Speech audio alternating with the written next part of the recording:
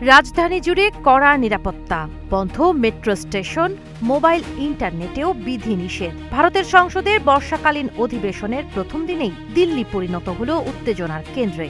কি এমন ঘটল যে পুলিশকে লাঠিচার্জ পর্যন্ত করতে হলো? সোমবার চলো সংসদ কর্মসূচি ঘিরে দিল্লির যন্তর মন্তরে জড়ো হন ককরোচ জনতা পার্টি, সিজেপি ও তাদের হাজারো সমর্থক। মেডিকেল কলেজে ভর্তির জাতীয় পরীক্ষা, নিট ও অন্যান্য প্রতিযোগিতামূলক পরীক্ষায় কথিত প্রশ্নপত্র ফাঁস এবং অনিয়মের প্রতিবাদে তারা সংসদের দিকে পদযাত্রার ঘোষণা দেন। পাশাপাশি কেন্দ্রীয় শিক্ষামন্ত্রী ধর্মেন্দ্র প্রধানের পদত্যাগও দাবি করেন।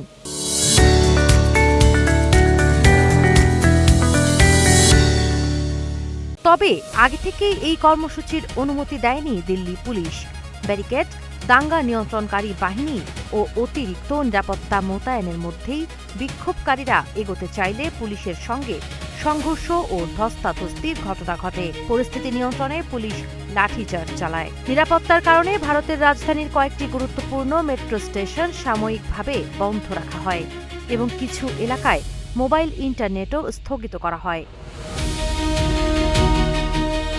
এদিকে আন্দোলনের অন্যতম মুখ শিক্ষাবিদ সোনম ওয়াংচুক টানা ২১ দিনের অনশনের কারণে হাসপাতালে চিকিৎসাধীন থাকলেও আন্দোলন চালিয়ে যাওয়ার ঘোষণা দিয়েছেন। তার দাবি, পরীক্ষা ব্যবস্থায় স্বচ্ছতা নিশ্চিত না হওয়া পর্যন্ত এই আন্দোলন চলবে।